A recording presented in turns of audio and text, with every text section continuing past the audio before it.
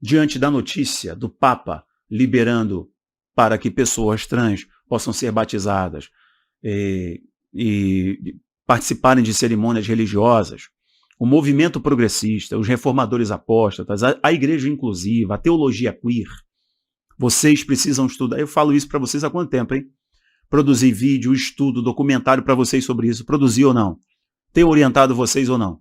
Agora, muitos reformadores apóstatas, que Paulo nos orienta em Tessalonicenses, dizendo que primeiro vem a apostasia e depois se revela o homem da iniquidade, porque um pavimenta o caminho para o outro.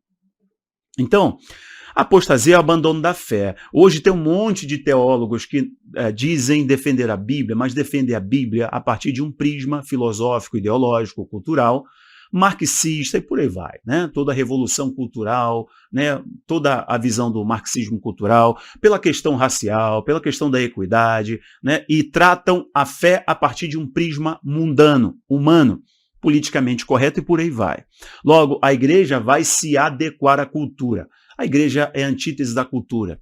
Cristo é o oposto da cultura. A cultura condenou Cristo à morte. Os cristãos, primeiros crentes, foram condenados à morte. Hoje a igreja quer trazer para si, aglutinar a cultura do mundo para ser mais aceita. Se a igreja for aceita pelo mundo, não é mais igreja. É qualquer coisa apóstata.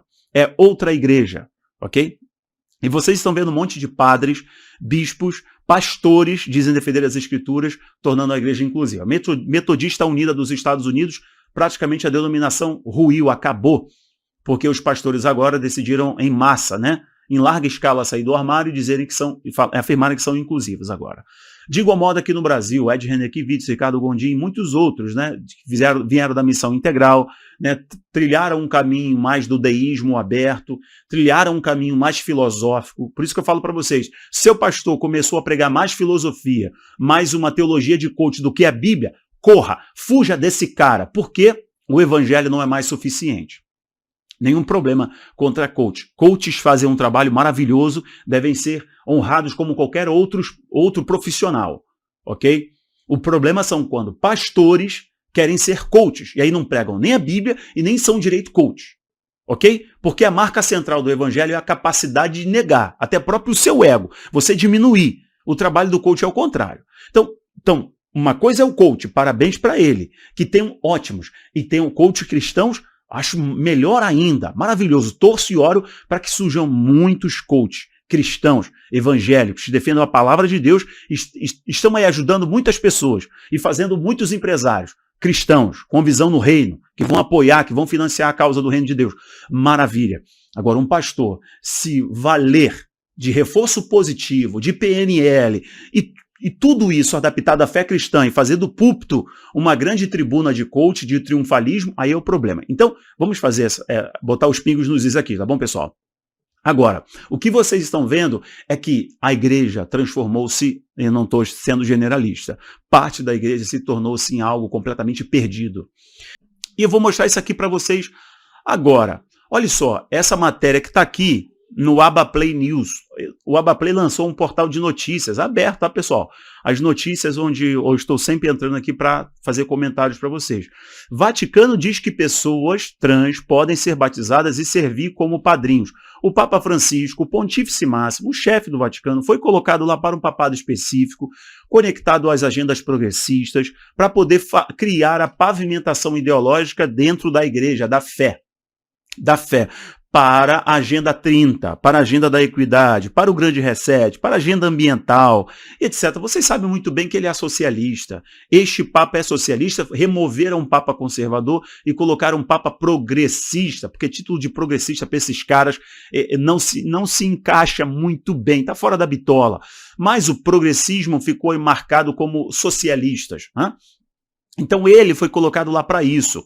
E aqui a matéria, né, a matéria aqui do Abaplay News, está aberto para vocês, o link está aqui embaixo para vocês lerem essa matéria, ela fala sobre isso, inclusive eu deixo aqui um teaser da nossa aula Trilogia Queer, Teologia Queer. São 3 aulas maravilhosas, ensinando para você o que é a teologia queer. Você precisa aprender o que é isso. No final ainda dessa aula, dessas 3 aulas, tem um e-book para você ler. Você vai estudar, tem os links das matérias. Lá no Abaplay, o link do Abaplay está aqui embaixo.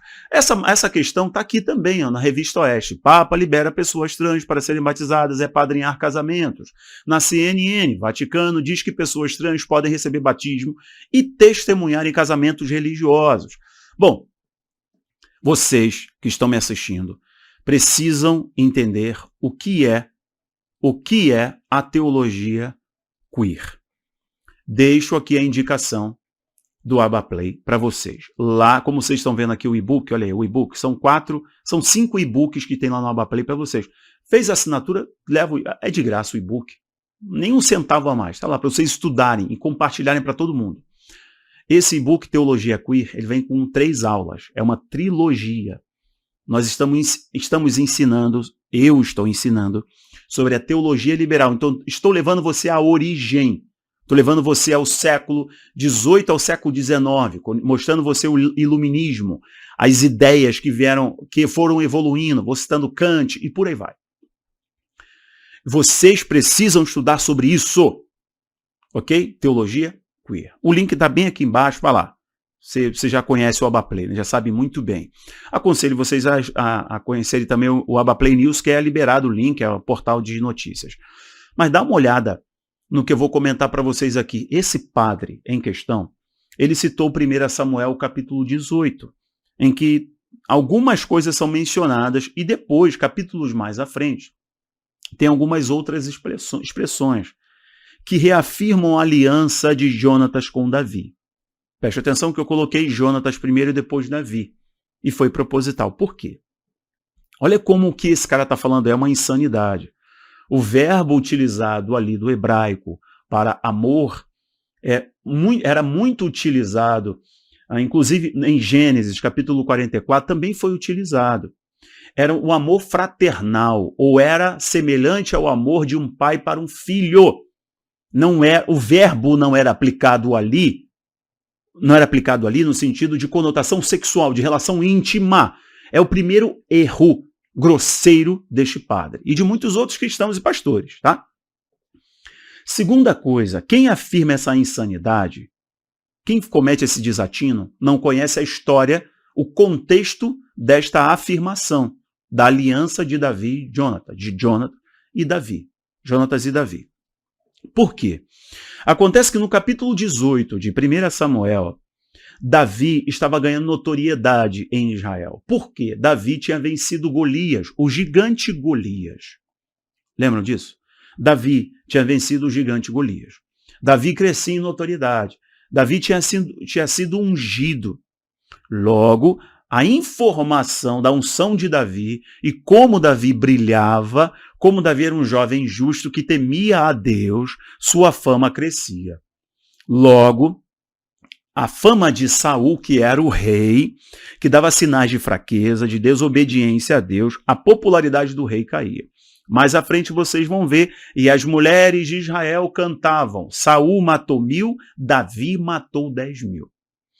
Acontece que Saul não tinha só Jonatas como filho, Saul tinha 4 filhos. E um rei, quando ele está para morrer, ou quando o seu reinado vai passar, primeiro quem assume o trono é o filho mais velho, porque ele tem a bênção da primogenitura. Primogenitura. Então, Jonatas iria assumir o reinado, assumindo o legado de seu pai, dando continuidade ao legado de seu pai, Saul.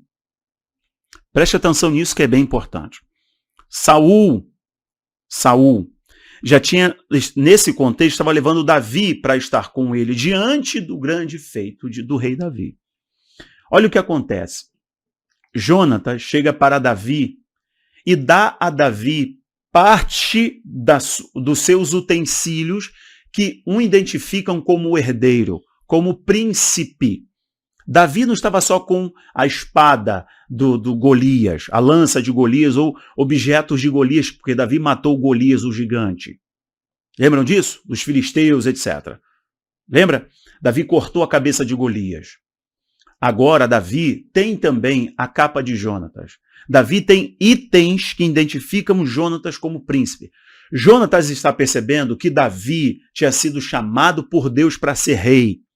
Jonatas está sendo estrategista e faz uma aliança com Davi. Jonatas tinha tudo a perder brigando com Davi, tentando impedir Davi de assumir o reinado. Jonatas não fez isso.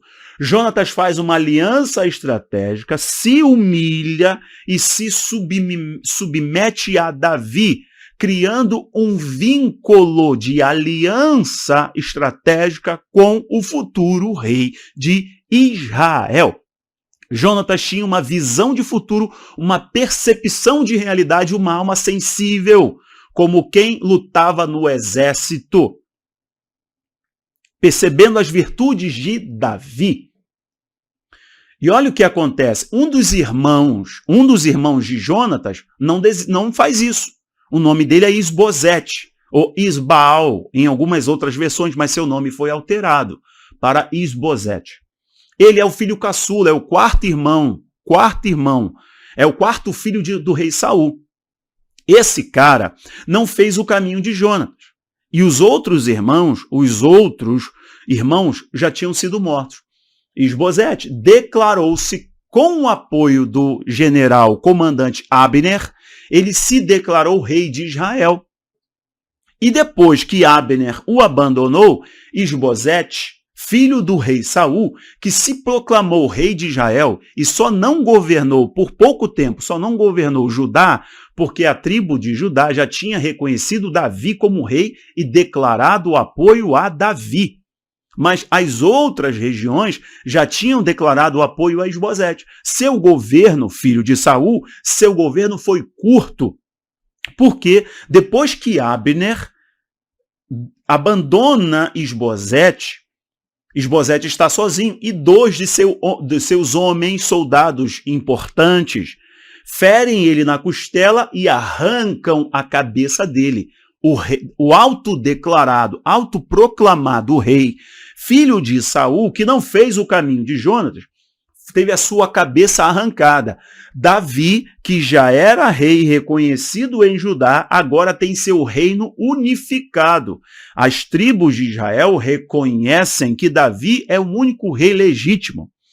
Davi, quando descobre que os homens que mataram Isbosete, que se autoproclamou rei, fizeram isso ali cometendo um crime tão horrendo, traindo a confiança do então declarado rei, filho de Saul, Davi mata esses dois homens e manda sepultar o corpo de Isbosete, filho de Saul, no túmulo de Abner. Pega a cabeça e põe junto com o corpo, porque diz que ele foi morto de modo indigno. Eles mataram um homem justo e honesto, palavras de Davi. Agora, olha o outro fator, não bastando esse. Qualquer pessoa que conhece a Bíblia não entra nessa bizarrice. Olha agora. Jonatas, quando fala que tem uma aliança com Davi, que a sua alma está apegada à alma de Davi, Jonatas tem mais de 40 anos de idade e Davi é um garoto. Lembra quando Davi chega para lutar contra Golias? Fala que você é uma criança. A armadura do rei Saul não cabia em Davi porque era muito grande. Davi decidiu lutar com as armas que ele tinha, uma funda e pedras. Porque Davi era um menino. E Jonatas, aqui em 1 Samuel 18, tinha cerca de mais de 40 anos de idade.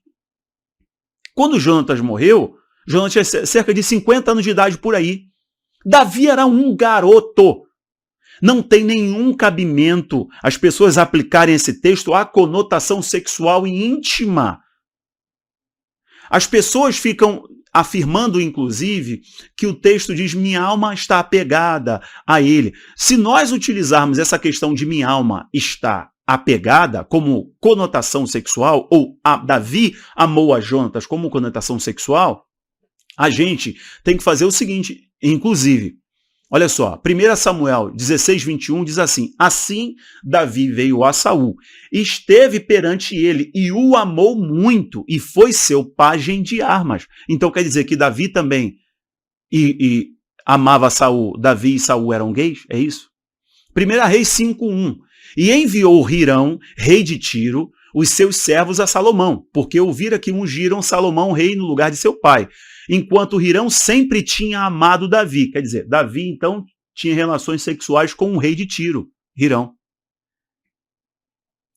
Isso não tem nenhum fundamento, gente. Não tem fundamento, é zero. Outro detalhe que é bem interessante, se você olhar um pouquinho mais à frente, vocês vão ver que Davi se prostrou ao chão e depois abraçou e beijou Jonatas. Aí, os reformadores apóstatas, esses teólogos de mente vazia, que só induzem o povo ao inferno, eles dizem, tá aí a prova, Davi beijou Jonatas. É prova de que eles tinham um relacionamento íntimo de homem com homem e toda essa coisa do arco-íris, esse frufru. Presta atenção nisso aqui. Olha só, se beijar um ao outro significa que eles eram homossexuais, você precisa ler Gênesis 33, versículo 4. Então Esaú, irmão de Jacó, correu-lhe ao encontro, abraçou, lançou-lhe ao pescoço e o beijou, e eles choraram. Outro, Gênesis 45:15, e José beijou a todos os seus irmãos, chorando com eles. Depois seus irmãos falaram com ele. Gênesis 45:15, Gênesis 50, versículo 1. Então José se lançou sobre o rosto de seu pai, chorou e o beijou. Êxodo 4:27. E disse o Senhor a Arão, vai ao deserto, ao encontro de Moisés. Ele foi, encontrando-o no monte, olha só, encontrando-o no monte, o beijou. Êxodo 18:7. Então saiu Moisés ao encontro de seu sogro, inclinou-se diante dele e o beijou. Rute 1:14. Então levantaram a voz e tornaram a chorar, e Orfa beijou a sua sogra. 1 Samuel 10:1. Então Samuel tomou um vaso de azeite e o derramou sobre a cabeça de Saul e o beijou. Lucas 7:45. Não me destes beijo santo, não me deste ósculo. Ela, porém, desde que entrei, não tem cessado de beijar-me os pés. Romanos 16:16. Saudai-vos uns aos outros com ósculo, beijo santo. Leia também 1 Coríntios 16:20, 2 Coríntios 13:12 e por aí vai, gente. Então, preste atenção. Davi, quando ele pecou com Batseba, naquele crime horrendo, primeiro adultério e depois homicídio, quando ele mandou matar a mulher, o marido de Batseba, que era Urias, líder do seu exército, Davi cometeu adultério e depois homicídio. Batseba engravidou. O que o profeta, quando chegou, o que ele fez? Expôs o pecado de Davi, sentenciou Davi, disse inclusive que a espada não sairia mais da casa de Davi por causa de seu pecado. Logo, Deus passa a mão na cabeça do pecado, Deus ele ignora o pecado, é isso? Não, Deus inclusive exorta e corrige aquele que ama. O livro de Levíticos condena a prática do pecado de um homem deitar-se com outro em sua cama. O livro de Levítico. Deuteronômio, inclusive, tem uma orientação. Ame o teu próximo como a ti mesmo, que foi reforçado por Cristo e acrescentado por Cristo. Ore por aquele que vos persegue, ame os seus inimigos. Então, amar o seu inimigo, amar aquele que te persegue, é você ter uma relação íntima com ele. Então, se Davi teve seu pecado exposto com Batseba na sua cara, foi humilhado, ele perdeu o filho, a espada esteve em sua casa, o seu próprio filho, Absalão, morreu de forma vexatória, perdendo a sua cabeça. Grandes guerras. Ele, inclusive, não conseguiu construir a casa do Senhor porque sua mão estava manchada de sangue.